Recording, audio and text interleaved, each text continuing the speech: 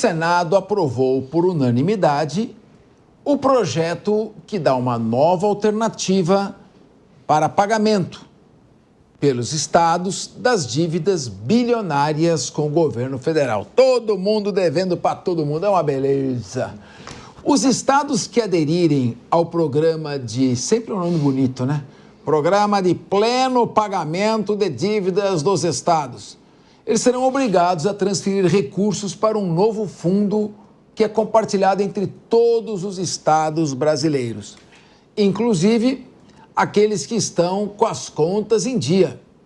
Além dessa medida, para reduzir os juros da dívida, os governos estaduais poderão entregar ativos e a participação que detêm em empresas, assim como transferir à União créditos, bens e imóveis. Está passando a raspa no tacho a União. De acordo com o Tesouro Nacional, o valor da dívida dos estados estava em cerca de 800 bilhões de reais em outubro. O projeto de renegociação destas dívidas teve como autor o presidente do Senado, o senador Rodrigo Pacheco. A gente tem que explicar que o estado dele, Minas Gerais, é um dos maiores devedores da União. Os governadores terão até o fim de 2025 para optar pelo programa de renegociação e poderão quitar os débitos dentro de 30 anos. Meu querido Diogo da Luz, eu quero a sua análise. Agora, toda vez que você cria um projeto de repactuação, você pune o mal pagador. Você pune o gestor, não digo irresponsável, mas que não foi tão atento, tão prudente quanto os demais. Então, meu querido Diogo da Luz, eu quero ouvi-lo. O que você acha desse projeto de renegociação das dívidas? Capês, é mais um puxadinho. O Pacheco, por sinal, tem se especializado em fazer os puxadinhos. E como você bem disse, ele está possivelmente pensando em preparar o terreno para ser candidato a governador em Minas Gerais ou alguma coisa assim. Porque o que eles estão fazendo? Empurrar uma dívida que sempre acontece e vai continuar acontecendo. Por quê? De cada R$100 arrecadados com impostos, anote aí, de cada R$100 que você paga impostos, 63 vão para o Planalto Central. 25 vão para os estados e 10 ou 12 ficam nos municípios. Aí o que acontece? Os prefeitos têm que ficar andando pelos corredores de Brasília, passando o chapéu, bajulando deputados para poder conseguir algum dinheiro. E também os governadores têm que buscar dinheiro toda hora para fazer investimentos. Não seria muito mais lógico, no lugar de discutir essa dívida, dizer vamos aproveitar que estamos fazendo uma reforma tributária e vamos inverter isso, vamos deixar apenas 1/3 dos recursos no Planalto Central e os outros 2/3 com estados e municípios, porque são eles que fazem transporte coletivo, rede de esgoto, tudo que se possa precisar numa cidade, são eles que fazem. E nós moramos nas cidades. Aí sim estariam resolvendo os problemas. Mas não, aqui a gente fica de puxadinho em puxadinho, isso vira uma baita de uma confusão no final. Pois é, Dorso, o Franco Montoro quer dizer, as pessoas vivem nas cidades, não vivem nem nos estados, nem vivem na União. É na porta do prefeito que as pessoas batem quando tem algum tipo de problema de administração que afeta o dia a dia.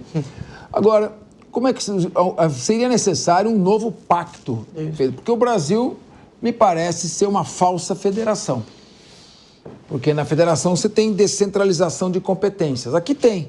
Mas só que a União fica com quase tudo. Então é uma federação unitária, uma federação centralizada. E os estados ficam, vez por outra, aí com essa situação de não poder pagar as dívidas. E aí, como disse o nosso Diogo da Luz, o Pacheco bola aí um puxadinho, que eu vou adaptar para um puxadinho. E vai piorar. Qual a sua avaliação? Isso tem uma cara de socialismo, né, Capês? Os estados que são mais ricos têm que ficar pagando a conta dos estados mais pobres. O que deve mais também acaba emprestando dinheiro aí para acertar a dívida do outro estado que cumpriu bem o seu papel. Tem uns ricão que estão devendo aí, viu? Os estados ricão estão devendo. São Paulo e Minas. É, também deve. Rio de Janeiro. Então, no fim, no Brasil, a gente acaba estimulando o mal pagador, né? É bom você deixar para o próximo gestor uma dívida grande, porque você entregou serviços, né, inovações, alguma coisa que você gastou esse dinheiro, isso traz voto. O próximo que cuide de resolver. E assim vai por diante até que essas ideias surgem a dizer, olha, se a gente criar aqui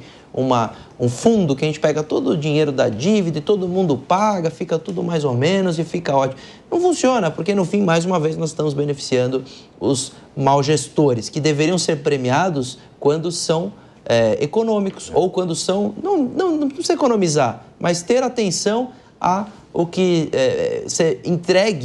o que será entregue para a sociedade e para o próximo gestor ali na política, né? Tentar fechar as contas públicas e não sempre entregar mais dívidas. No fim, esses projetos a gente estimula para que os estados continuem devendo. O Diogo da Luz apontou uma questão estrutural que é óbvia, problemática aqui. No fim, a gente manda dinheiro para fora, os estados mais ricos, mesmo devendo muito, produzem mais riqueza, acabam sustentando os estados que não produzem tanto e, no fim, é um problema muito mais estrutural que essas ideias não resolvem, no fim é só para uma questão financeira pontual. Bom, aqui o Senado, no Senado estão os representantes dos estados.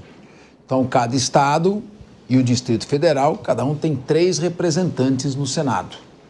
E a Câmara dos Deputados, com os 503 deputados, estão os representantes do povo, da população. Então, a função do Senado é a representação do interesse dos estados. Então, o Rodrigo Pacheco, de certa forma, está cumprindo o papel dele, representando o estado dele. Sérgio Zagarino, quem são os senadores por São Paulo? Olha... Rápido! Mara Gabrilli. Opa, tá afiado, hein? Mara Gabrilli. Quem era o suplente do... Tá tudo certo. Jordano. É isso que eu queria saber. Você tem que falar, olha que o Sérgio Zagarino é uma pessoa muito bem informada. Né? Ele é muito bem informado. E ele demorou para lembrar. Sim. Né? Um vive no mundo da Lua. É o astronauta. Então. Mas vamos agora pro... Você sabe que o astronauta foi o último que eu lembrei, cara, porque ele é tão inerte, ele fica parado, ele não faz nada, né? Não vamos... Foi só uma questão para dizer que a gente não lembra, às vezes, quem são os representantes e a função que eles exercem. Ô, Capês, Vai você, Zagarino. Só em relação a essa questão do Senado, eu acho que tem que separar em 2 momentos. O primeiro momento é o que o Diogo e o Durso comentaram, o que a gente deveria ter feito. Mas a verdade é que a gente já tem uma dívida gigantesca, então eu acredito que é sim uma nova alternativa para solucionar esse problema, que foi capitaneado aí pelo Rodrigo Pacheco e principalmente pelo relator, que é o futuro presidente do Senado, que é o Davi Alcolumbre. A eleição ainda não foi, mas com certeza absoluta ele vai ser o indicado do Pacheco. E eles estão, em conjunto, organizando esse agrado para os estados, porém muito necessário.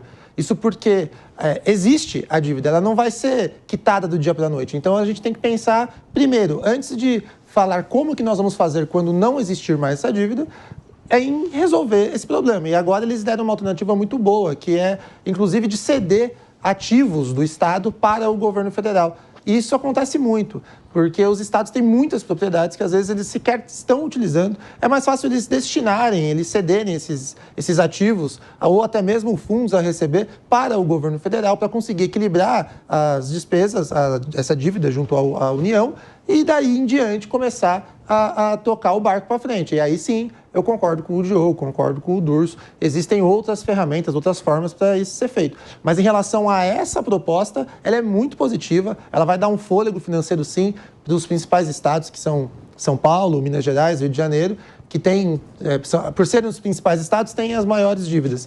E também é necessário que nós possamos discutir, levantar, criar uma agenda de pacto federativo, uma atualização. São Paulo, Banco Brasil. Em outras palavras, é ruim quem está de fora de São Paulo ouvir isso, mas São Paulo hoje banca o Brasil e a região sul-sudeste banca o Nordeste. E como é que a gente corrige isso?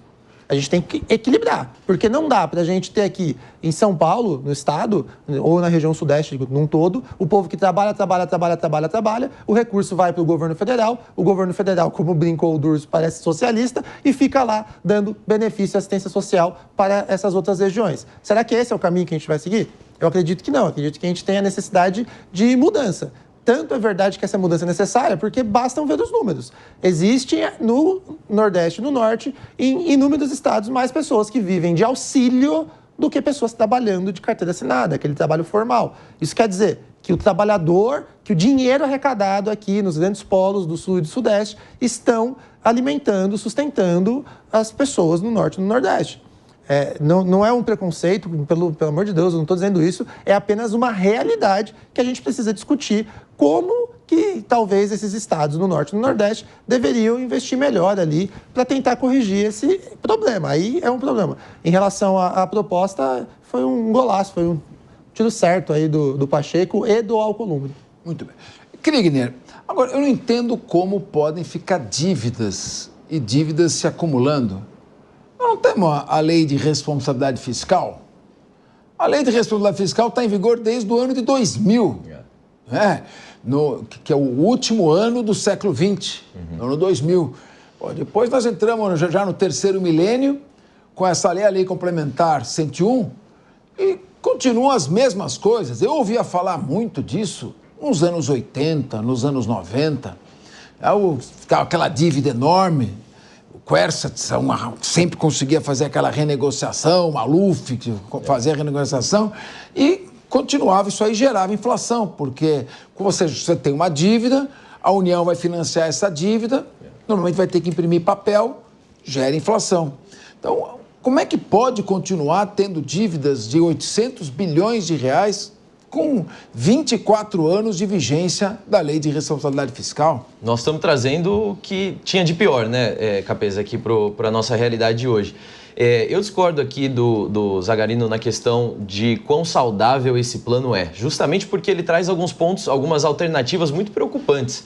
Esse plano agora que foi aprovado ali no Senado, ele permite, por exemplo, que os estados eles possam usar a parcela do Fundo, né, Nacional ali de Desenvolvimento Regional como pagamento da sua dívida, ou seja, um fundo que é gerado por impostos coletados dentro dos municípios, dentro do Estado, passado esse dinheiro passa para a União e na hora de repassar, a União vai repassar para o Estado, a própria União com a outra mão vem e já captura para usar no abatimento da dívida. Até a própria questão de cessão de terrenos e outras propriedades do próprio Estado, isso aí é muito preocupante. Porque se o Estado, que tem essa capacidade executiva muito maior e essa proximidade muito maior com as demandas do próprio Estado, não encontrou utilidade para aquele terreno, o que o governo federal, o que a União vai encontrar? Então, em termos de solução de problemas locais, não vai trazer muito, na verdade, vai atenuar as crises que os municípios hoje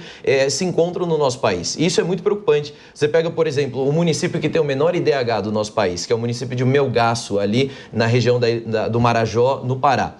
A arrecadação de IPTU do município de Melgaço é zero. R$0 são arrecadados de IPTU. Não só na área que tem aqui aquelas imagens ali que a gente conhece, as casas de palafita, aquela coisa ali, obviamente não vai recolher IPTU, não tem nenhum tipo de... O saneamento também é próximo zero. Mas até nas áreas urbanizadas da cidade de Melgaço, e não é só Melgaço, são tantos outros. Então, a gente precisa rever 100% do Pacto Federativo. A maneira como a União está... o governo federal, né? A União ali é centralizadora.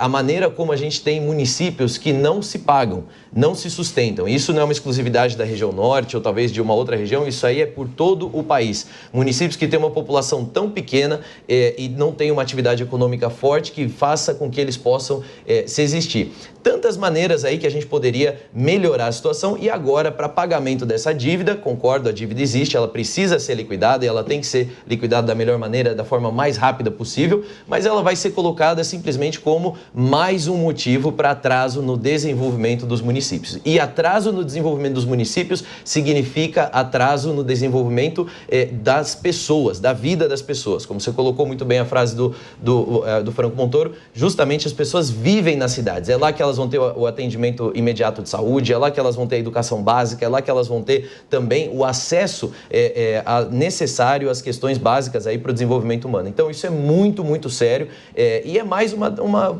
política que funciona bem no papel. É uma decisão que vai funcionar bem no papel, burocraticamente talvez ela faça um pouco mais de sentido, mas os municípios, os gestores locais vão ser prejudicados por isso sim, especialmente nesses grandes estados que estão com grandes dívidas, que é o caso, por exemplo, de Minas Gerais, que eu quero destacar aqui, e Rio Grande do Norte.